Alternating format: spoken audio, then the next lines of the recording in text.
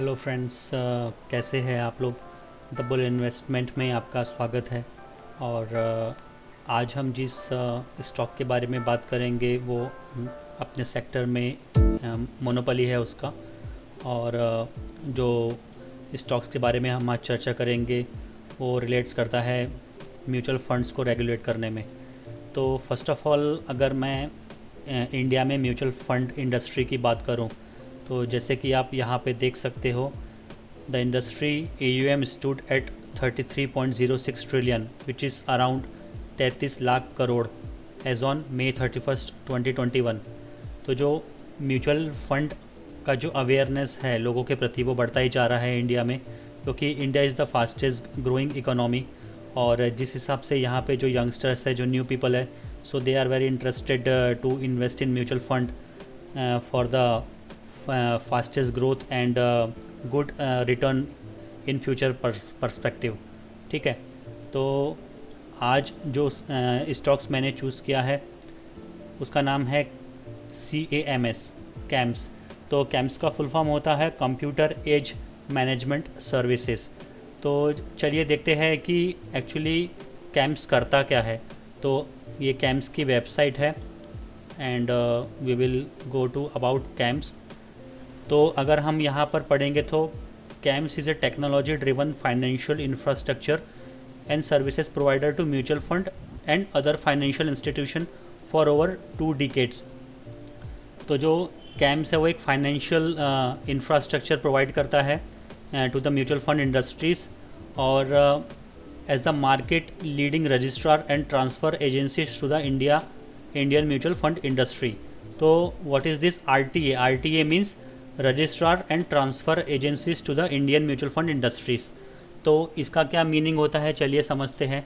तो जो mutual fund का एक्चुअल काम होता है वो होता है पोर्टफोलियो, यानी जो इन्वेस्टर्स हैं उनके पोर्टफोलियो बिल्ड करना और जो उनके प्रोडक्ट्स रहते हैं उनको मार्केट करना, उनको ज़्यादा से ज़्यादा बेचना। ठीक है। तो उनका ये काम नहीं होता कि जो भी उसके डॉक्यूमेंटेशन है इन्वेस्टर्स के, लेट सपोज़ अगर कोई इन्वेस्टर ने कुछ बाई किया है या सेल किया है या कुछ जो म्यूचुअल फंड्स के जो फोलियोज़ है उसको स्विच किया है, तो जो भी जितने भी ट्रांजैक्शंस होते हैं it will consider as an individual transactions. तो उन ट्रांजैक्शंस की जो फीस रहती है दैट कैम्स विल चार्ज। ठीक है। और जैसे कि मैंने कहा कि म्यूचुअल फंड इंडस्ट्रीज़ का काम होता है कि पोर्टफोलियो जनरेट करना और जो उनके इन्वेस्टर रहते हैं उनको अच्छा प्रॉफिट जनरेट करके देना फ्यूचर में। तो जितना भी उनका डॉक्यूमेंटेशन पार्ट रहता है that is not there work. तो वो लोग क्या करते हैं, being as a third party, वो लोग कैम्स और जो दूसरे जैसे केफिन टैग करके हैं उनको अपना जो डाटा ड्रिवन का जो काम है वो सौंपते हैं।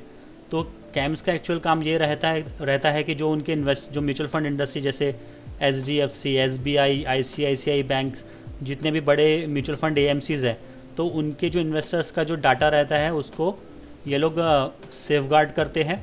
ठीक है। और उसके लिए वो लोग चार्ज करते हैं। तो that is called registrar and transfer agency financial infrastructure.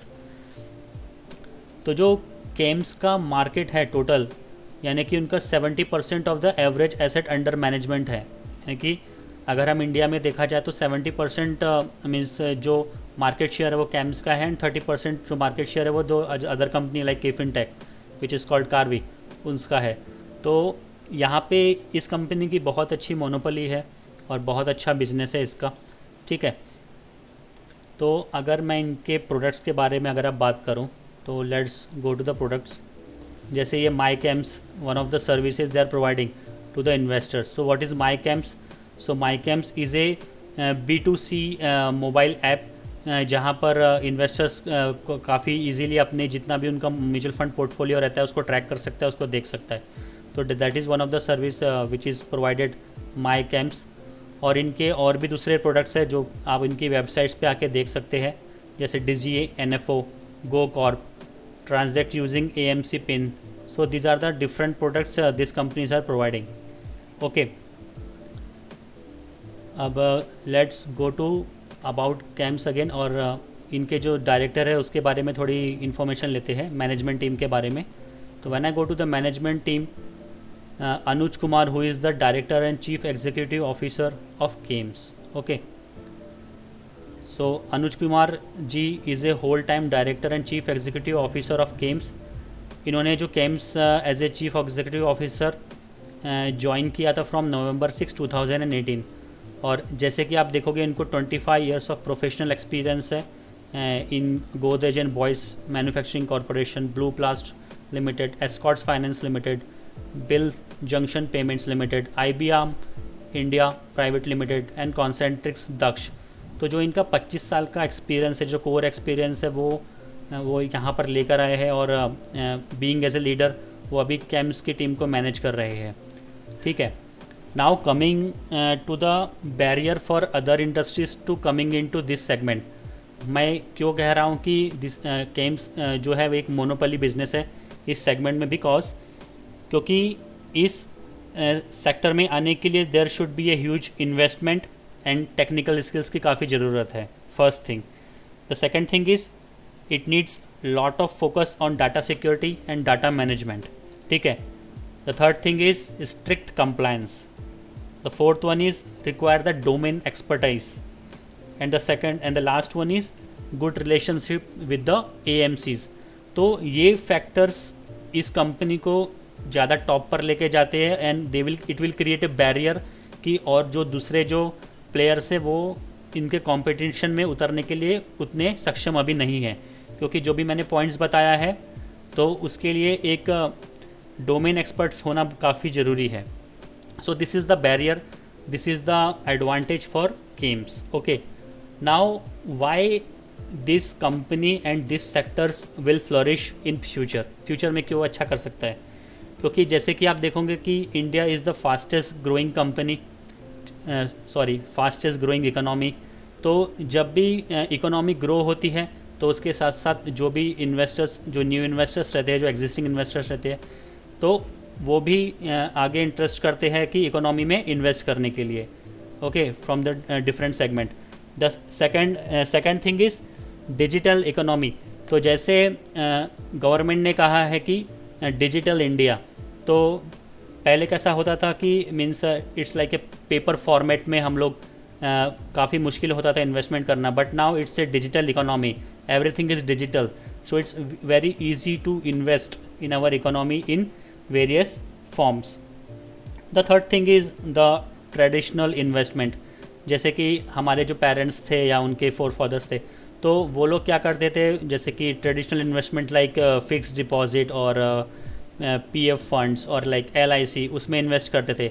But जो आज के जो न्यू यंग जनरेशन्स हैं, तो they are very much attractive towards the mutual fund and the stocks investment and share market like that. तो इससे क्या होगा कि जो भी अवेयरनेस जो भी म्यूचुअल फंड का आ रहा है इंडिया में, तो it's growing very easily. Okay. Now the last point is ease of investment. तो पहले कैसा होता था कि मीन्स काफ़ी प्रॉब्लम होता था थ्रू पेपर इन्वेस्ट करना म्यूचुअल फंड में. There are lots of papers are involve. But अभी ड्यू टू डिजिटलाइजेशन एंड जो भी चीज़ें अभी आपके मोबाइल पे, अभी आपके सिस्टम पे अवेलेबल है, तो within a click you can invest into mutual fund industries. Okay. और any of the mutual fund you can select within a second with the apps. तो इस technology के ज़रिए काफ़ी अच्छा हो गया है म्यूचुअल फंड में ग्रो होना.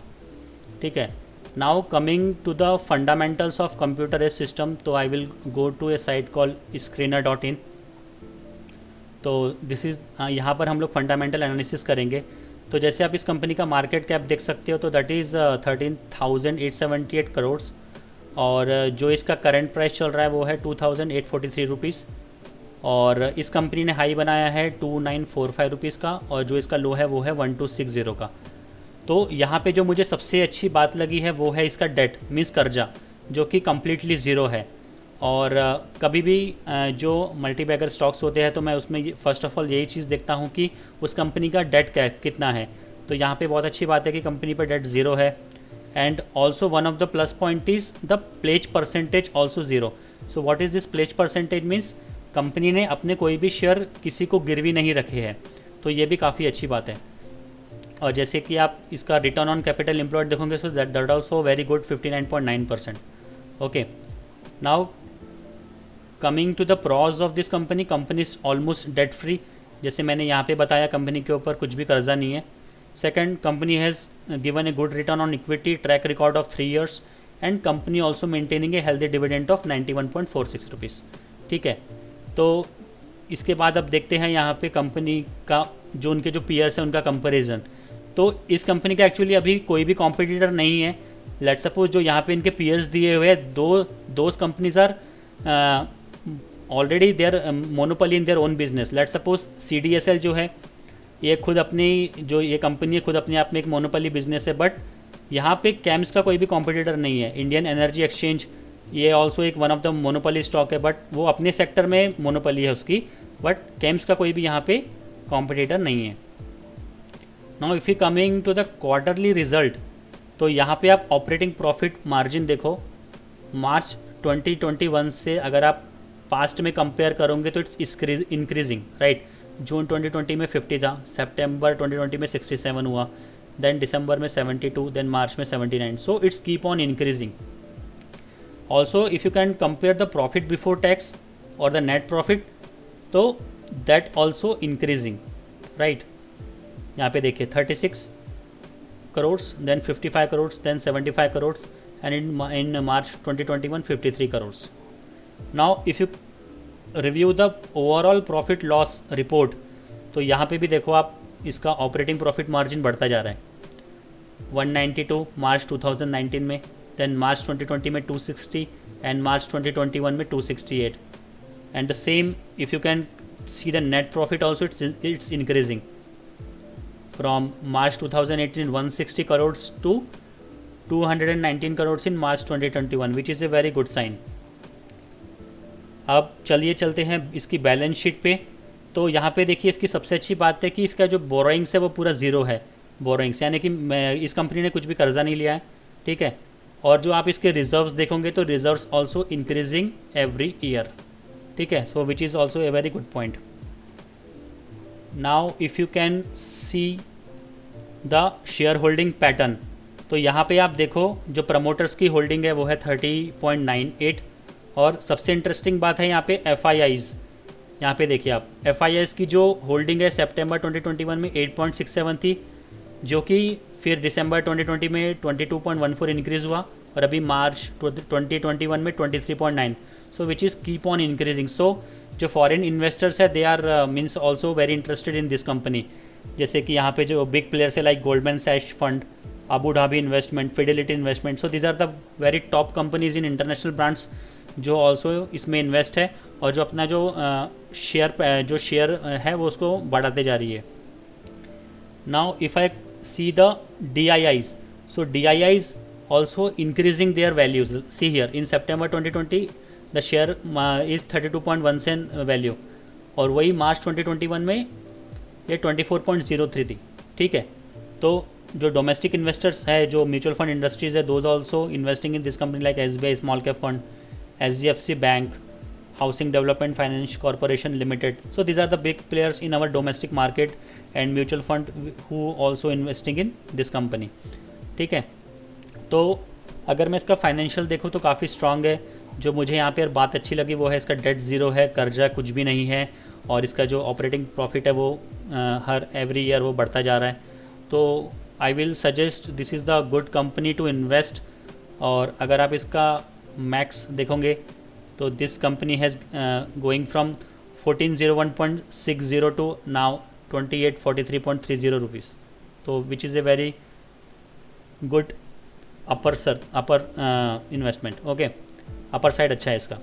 तो आशा करता हूँ कि मेरा जो रिव्यू है वो आपको पसंद आया होगा. तो ऐसे ही वीडियोस के लिए आप I will come up with more videos like that. तो देखते रहिए, और if you like it please share and subscribe. Thank you.